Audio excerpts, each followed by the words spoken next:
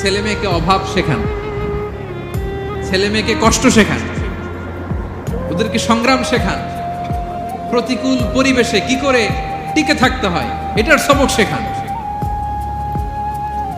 সেদিন লোকমান তাই করলেন, ছেলেদের সবর শিখাইলেন যে বাবা ধৈর্য ধারণ করো, আতঙ্কিত হবা না।